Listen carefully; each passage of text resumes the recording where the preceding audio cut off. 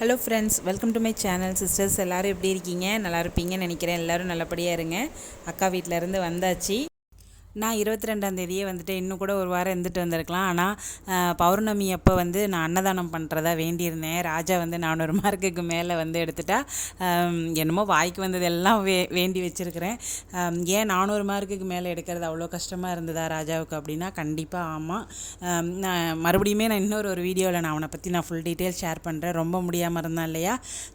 அதனால் நம்ம காலத்துலலாம் ஒரு 80s 90s கிட்ஸ்லாம் சொல்லுவாங்க இல்லையா, 10th வந்துட்டு 400க்கு மேலே மார்க் எடுக்கணும் அந்த மாதிரி சொல்லுவாங்களே. நானும் எனக்கு அதுக்கு மாதிரி வந்தால் கூட போதும் அப்படின்னு தான் நான் வேண்டியிருந்தேன். கடவுள் வந்து கொடுத்துட்டாங்க. பிள்ளையும் அவ்வளோ கஷ்டப்பட்டோம் அதுக்காக. கொஞ்சம் 23ஆந்தேதி பௌர்ணமி அன்றைக்கி வந்து என்னோடய பிறந்தநாளும் கூட. கண்டிப்பாக சொன்னதை செய்யணும் அப்படிங்கிறதுனால காற்றுல இறங்கியாச்சு. எங்கிட்ட இருந்த பெரிய பாத்திரம் எல்லாமே எடுத்தாச்சு. எந்த ஐடியாவும் எனக்கு கிடையாது. எப்படி 100 பேருக்கு வந்து அந்த பாக்ஸ் போடுவோம் இல்லைங்களா, குட்டி குட்டி பாக்ஸு, அதில் வந்து ஃபில் பண்ணி தான் கொடுக்குறதா வந்து பிரார்த்தனை. எங்கிட்ட இருக்கிற பாத்திரம் எல்லாத்தையும் இறக்கிட்டேன். நான் எடுத்த அளவுலாம் கரெக்டு, ஆனால் நான் வச்ச பாத்திரம் தான் தவறுன்னு சொல்ல முடியாது. என்கிட்ட இருக்கிறத வச்சே சமாளிச்சிக்கலாம் அப்படின்னு சொல்லிட்டு பெரிய அடுப்பு மட்டும் ஃப்ரெண்டுக்கிட்ட இருந்து வாங்கியிருந்தேன். அதாவது ஒரு இதில் சாதம், ஒரு பாத்திரத்தில் சாதம், இன்னொன்றில் வந்து பருப்பு வேக வச்சு தனியாக வச்சுட்டு, அப்புறம் எப்பயும் போல் குழம்பு பண்ணி சாதத்தில் மிக்ஸ் பண்ணி கொடுக்கறதா தான் வந்து என்னோடய ஐடியா. இன்னுமே பெரிய பாத்திரம், கிட்டத்தட்ட அது ஒரு 10 கிலோ கிட்ட வந்து ஜாமான்லாம் சேர்ந்துடுச்சு, அரிசி பருப்பு அந்த மாதிரி. அந்த 10 கிலோ கொள்கிற மாதிரி நம்ம பெரிய பாத்திரமாக எடுத்திருந்தால் ஒரே வேலையாக முடிஞ்சிருக்கும். ரெண்டாவது அனுபவம். முதல் அனுபவம் வந்து பிள்ளையார் கோயிலுக்கு நான் செஞ்சு கொடுத்தேன். அது கொஞ்சம் கம்மி. இது வந்துட்டு 100 பேருங்கிறது கொஞ்சம் பெரிய அளவு தான். சமாளிப்போம், கண்டிப்பாக என்னால் சமாளிக்க முடியுங்கிற தைரியம் தான் தொடங்கினேன். ஆண்டவன் வந்து கண்டிப்பாக எப்பயும் போல் நம்மளை கைப்பிடிச்சி கூட்டிகிட்டு போனாங்க. இதுதான் வந்து ஃப்ரெண்டுக்கிட்ட இருந்து வாங்கின அடுப்பு. அவங்க அப்பயே சொன்னாங்க பெரிய பாத்திரம் வேணுமான்னு. நான் தான் வந்து வேணாம், கஷ்டப்படுத்த வேணாம் அப்படின்னு நினச்சேன். எப்பயும் போல் சாமி கும்பிட்டுட்டு நல்லபடியாக சமையல்லாம் முடியணும் அப்படின்னு சொல்லிட்டு தீபாராதனை காட்டி அடுப்புக்கு மஞ்சள் குங்குமம்லாம் வச்சுட்டேன். அடுப்புக்கு வந்து நெய்வேத்தியம் மாம்பழம் இருந்தது. அவ்வளோதான், சிம்பிளாக நெய்வேத்தியம் அடுப்புக்கு பண்ணியாச்சு. 1க்கு 3.5 பங்கு தண்ணி வச்சுருந்தேன். இந்த அடுப்பை பற்ற வைக்கிறப்ப எனக்கு ரொம்ப பயம். யாருமே இல்லை. கிட்டத்தட்ட ஒரு 5-5:30 மணி போல் நல்லபடியாக சாதம் வரணும் அப்படின்னு சொல்லிட்டு தொட்டு கும்பிட்டு வச்சாச்சு. இது வந்து 3.5 கிலோ தான் வந்து வடிக்கும். நான் 5 கிலோ போட்டுட்டேன். அது நிறைய குளறுபடிகள், ஆனால் எதுவுமே நான் வந்து ரொம்ப கஷ்டப்படாமல், ஏன்னா நான் எதிர்பார்த்தது தான். அரிசி சாதம் அதிகமாக வந்துட்டாலும் 2ஆக பிரித்து வச்சுக்கலாம், எதுனாலுமே நம்ம சமாளிச்சிக்கலாம் அப்படின்னு தான் நான் இறங்கினேன். ஆனால் என்ன மாதிரி இந்த மாதிரி பெரிய அளவில் சமைக்கணும் அப்படின்னு நினைக்கிறவங்க ஒரே பாத்திரமாக எடுத்து தாளிச்சிட்டு நேராக எல்லாத்தையுமே அரிசி பருப்பு ஒன்றா போட்டு தளன்னு கொதிக்க வச்சிங்கன்னா இன்னும் கூட எனக்கு 25-30 சாதம் வந்து, அதாவது டப்பாவில் போடுற சாதம் எனக்கு கிடச்சிருக்கும். பரவாயில்ல, 2வது தடவைங்கிறதுனால மிகப்பெரிய குட்டி குட்டி டிப்ஸ் எல்லாம் வந்து நான் கற்றுக்கிட்டு இருக்கேன். அடுத்தடுத்து கண்டிப்பாக செய்வோம் இந்த மாதிரி. மணிமாமா நான் பூஜைக்குன்னு ஒன்று கேட்டால் 100 தான் வந்து கொடுப்பாங்க. அந்த மாதிரி அன்னதானத்துக்குன்றவொன்னே நிறையா காயெலாம் வந்து வாங்கி கொடுங்க அப்படின்னு சொன்னால் இந்த மாதிரி வாங்கி கொடுத்துருக்காங்க. என்ன ஒன்றுனா, இது எல்லாமே போட்டிருந்தா இன்னுமே நல்லா இருந்திருக்கும். ஒரே ஆளாக வேலை செஞ்சதுனால என்னால் நிறைய காய்கறிகள் நறுக்க முடியல. செலக்டிவாக எனக்கு கண்ணுக்கு தெரிஞ்ச பெரிய பெரிய காய்கறிகளெல்லாம் மட்டும் பொறுக்கிட்டு இருந்தேன். எப்போ பார்த்தாலும் பெரிய பெரிய கத்திரிக்காயை தான் வாங்கிட்டு வருவாங்க. இன்றைக்கி வந்துட்டு இந்த மாதிரி கலவை சாதம் பண்ணுறப்பலாம் பெரிய கத்திரிக்காயாக இருந்தால் தானே நறுக்க நல்லாயிருக்கும். இன்றைக்கின்னு பாருங்கள், காரக்குழம்புக்கு வாங்குற மாதிரி குட்டி குட்டி கத்திரிக்காய் அழகழகாக இருந்தது. ஓகே, நம்ம இன்றைக்கி அதுக்கு வந்து அழகழகான கத்திரிக்காய் போடணும் போல இருக்குது. இறைவன் அதை தான் கொடுத்துருக்காங்கன்னு சொல்லிட்டு ரொம்ப சந்தோஷமாக எல்லா காயும் நல்லா வாஷ் பண்ணிவிட்டு வெங்காயம் தக்காளி எல்லாம் ரெடி பண்ணிவிட்டேன். டக்கு டக்குன்னு அதை நறுக்கவும் நான் செஞ்சுட்டேன். இதெல்லாம் மிகப்பெரிய ஒரு அனுபவம் தான். இதெல்லாம் எனக்கு எப்பயுமே பெரிய கை தான், கொஞ்சமாக சமைக்க வரவே செய்யாது. பெரிய மருமகளாக இருக்கிறதுனால இந்த கேரக்டர் வந்து எல்லா இடத்துலையும் என்னை காப்பாற்றும். அந்த மாதிரி ஒரு தைரியத்தில் ஏதோ அள்ளி போட்டு சமைச்சிக்கிட்டு இருந்தேன். 5 கிலோ அரிசி, 2.25 கிலோ வந்து துவரம்பருப்பு நம்ம ரேஷன் துவரம்பருப்பு தான். அரிசி வந்து 5 கிலோ கடையில் வாங்கினது தான், அப்படியே உபயோகப்படுத்திட்டேன், எடுத்துலாம் வைக்கல, ஃபுல்லாகவே உபயோகப்படுத்திக்கலான்ட்டு. உனக்கு எப்படி இந்த அளவுலாம் தெரியும்னு நீங்கள் கேட்கலாம். நான் வந்து நிறைய யூடியூப்பில் வந்து பார்த்தேன். 35 பேருக்கு வந்துட்டு 2.5 கிலோ அரிசி 1.25 கிலோ துவரம்பருப்பு போட்டு அம்மா ஒருத்தவங்க செஞ்சு காட்டியிருந்தாங்க. நான் வந்து அப்படியே அதை டபுள் ஆக்கிக்கலாம், மேக்ஸிமம் பார்த்துக்கலாம். அப்படி டப்பா பத்தலை அப்படின்னா பச்சரிசி வந்து ரெடியாக வச்சுருந்தேன். நான் 1 லிட்டர் தயிருமே வாங்கியிருந்தேன், 1 லிட்டர் பாலுமே இருந்தது. அப்படி டப்பாவில் அடைக்கிறதுக்கு வந்து சாதம் பத்தலை அப்படின்னா நம்ம தயிர் சாதமாக கடைசியாக பண்ணிக்கலாம் அப்படின்னு சொல்லிட்டு எல்லாமே ரெடியாக இருந்தது. சாதம் ஆனால் வைக்கல. நீங்கள் நம்புறீங்களா இல்லையான்னு தெரில, 100 டப்பாவுக்குமே கரெக்டாக இருந்தது. வீட்டுக்கு கூட எடுத்து வைக்க முடியல. பெரிய பாத்திரத்தில் செஞ்சுருந்தோம் அப்படின்னா கண்டிப்பாக ஒரு 20லேருந்து 30 சாப்பாடு நமக்கு எக்ஸ்ட்ரா தான் கிடச்சிருக்கும். பேட்சாக வந்து கிளறணும். ஃப்ரெண்ட்ஸ், நீங்கள் இந்த மாதிரி பெரிய அளவில் செய்யணும் அப்படின்னு நினச்சிங்கன்னா கண்டிப்பாக பெரிய பாத்திரம் எடுத்துருங்க. வெளியில் ஆர்டர் கொடுத்து செய்கிறீங்கன்னா உங்களுக்கு ஒன்றும் பிரச்சனை இல்லை, அவங்க செஞ்சே கொடுத்துருவாங்க. மற்றபடி 5 கிலோ அரிசி, ஒரு 2.5லேருந்து 2.25 கிலோ துவரம்பருப்பு, ஒரு 3 கிலோ காய் போட்டிங்கன்னா பர்ஃபெக்டாக இருக்கும்.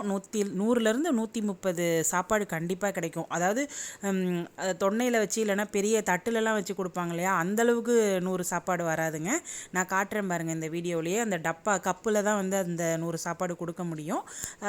எப்பயும் போல் குழம்பு தாளிக்கிற மாதிரி நம்ம கடுகு, ஜீரகம், வெந்தயம், உளுத்தம்பருப்பு, கடலைப்பருப்புலாம் போட்டு தாளிச்சிட்டு வரமிளகாய், கருவேப்பிலை, வெங்காயம், தக்காளி, நார்மல் சாம்பார் தான், காய்கறி அடுத்தடுத்து போட்டு நல்லா வதக்கிட்டு, ப்ராப்பர் சாம்பார் சாதம்னா அந்த மல்லி, அந்த கடலைப்பருப்பு, மற்ற பொருளெல்லாம் வதக்கி வறுத்து அரைப்போம் இல்லைங்களா, அந்த மாதிரி இல்லை. நான் வீட்டில் அரைச்ச குழம்பு தூளையே வச்சு செஞ்சுட்டேன் ஃப்ரெண்ட்ஸ். உண்மையிலே சூப்பராக இருந்தது. இதுக்கு வந்துட்டு உப்பு பார்க்கலாமா என்னன்னு எனக்கு தெரில, ஆனால் நான் உப்பு பார்க்க தான் செஞ்சேன். வேறு உப்பே பத்தாமல் கொடுத்து அவங்க முகம் சொல்லிச்சிட்டு போகிறதுல என்ன புண்ணியம், அதனால் நான் உப்பு பார்க்க தான் செஞ்சேன். உப்பு பார்க்கலாமா கூடாதான்னு உங்களுக்கு யாருக்காவது தெரிஞ்சதுன்னா கண்டிப்பாக கமெண்ட் செக்ஷனில் சொல்லுங்கள். அதுக்கப்புறம் பாருங்கள், நம்ம வீட்டில் அரைச்ச குழம்பு தூள் ஒரு 1/2 சம்படம் போட்டுட்டேன். நம்ம இவ்வளோ வருஷம் சமைக்கிறோம், 42 வயசு ஆகிடுச்சி, ஓரளவுக்கு கையளவு கண்ணளவு தான். ப்ராப்பராக வந்து அளவுகள் எனக்கு சொல்ல தெரியலப்பா. என்னோட இந்த அன்னதான பண்ணேன் அப்படிங்கிறதும் நீங்களும் அதில் யாராவது எடுத்துக்கிட்டு ஒரு 2-3 பேருக்காவது பண்ணுவீங்க அப்படிங்கிற ஒரு நோக்கத்தில் தான் இந்த வீடியோவே. தயவு செஞ்சு யாரும் தவறாக எடுத்துக்காதீங்க. ஒரு நல்ல எண்ணத்தின் அடிப்படையில் மட்டுமே இந்த ஷேர் நடக்குது. தவறும் பக்கா மெட்ராஸில் என்னோட சொந்தங்கள் இருக்கீங்க இல்லையா, அவங்கக்கிட்ட இதை நான் தெரியப்படுத்தணும்னு நான் நினைக்கிறேன். காயெல்லாம் வெந்ததுக்கப்புறமா பருப்பு, புளித்தண்ணிலாம் ஊற்றுவோம் இல்லைங்களா, அடுத்தடுத்து நான் சேர்த்துக்கிட்டேன். கொஞ்சமாக உப்பு பத்தலை, அதை நான் அப்புறமேட்டுக்கு போட தான் செஞ்சேன்.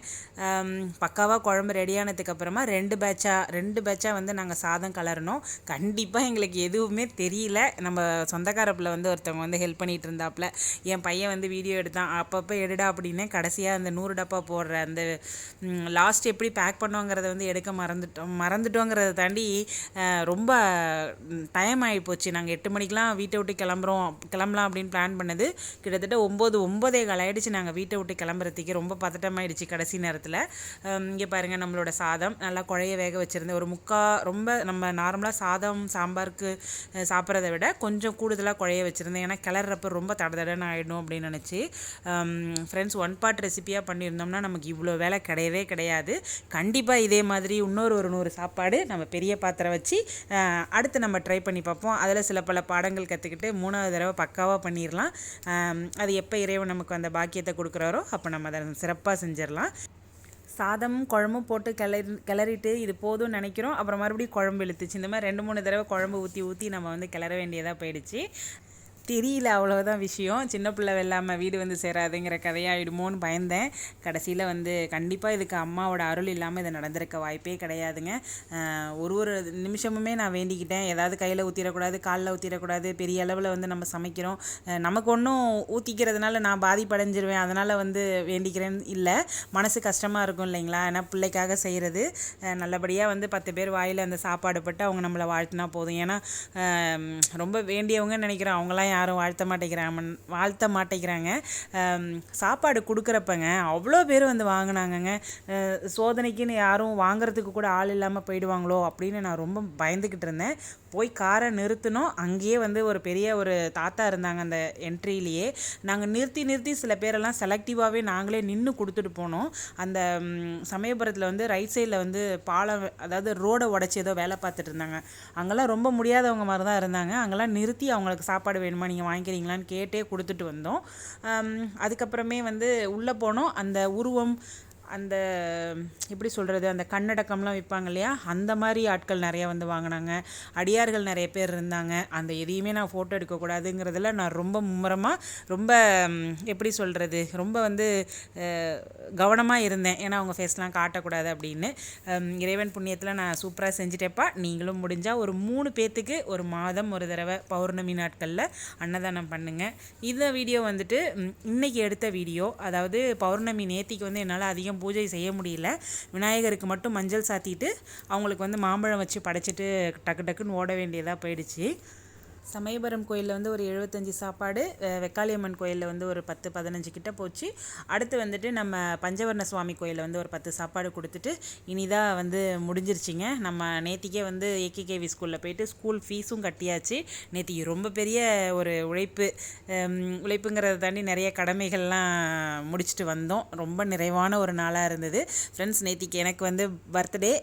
நீங்கள் வந்து எனக்கு விஷ் பண்ணுவீங்கன்னு நான் நம்புகிறேன். ரொம்ப ஃபேவரேட்டான என்னோடய சிஸ்டர்ஸ்லாம் வந்து கண்டிப்பாக எனக்கு நான் நல்லா இருக்கணும்னு நீங்கள் நினைப்பீங்கன்னு நினைக்கிறேன். ஃப்ரெண்ட்ஸ், இந்த வீடியோ உங்களுக்கு கண்டிப்பாக பிடிச்சிருந்ததுன்னா கண்டிப்பாக கமெண்ட் செக்ஷனில் சொல்லுங்கள். இது எந்த ஒரு நான் அதை செஞ்சேன் இதை செஞ்சேன் அப்படின்னு நான் பெருமையாக சொல்லிக்கிறதுக்கான ஒரு வீடியோ கிடையாது. இது மூலயமா ஒரு சில நல்ல விஷயங்கள் நடந்தால் எனக்கு ரொம்ப ரொம்ப அதுதான் எனக்கு வேணும். இந்த வீடியோவோட நோக்கமே. நான் ஊருக்கு வந்துட்டேன். இனிமேட்டுக்கு அடிக்கடி வீடியோ போடுறதுக்கு நான் முயற்சி பண்ணுறேன். அதாவது வீடியோ எடுக்கிறது பெருசு இல்லை, என்ன பேசுகிறதுங்கிறது, அதாவது நான் இப்போ என்ன சொல்ல வரேன்னா அப்படிங்கிற மாதிரியாக தான் இருக்குது. கண்டிப்பாக நல்ல கண்டென்ட்டோடு உங்களை நான் வந்து மீட் பண்ணுறேன். இந்த வீடியோ பிடிச்சிருந்தா லைக் பண்ணுங்கள். தேங்க்யூ.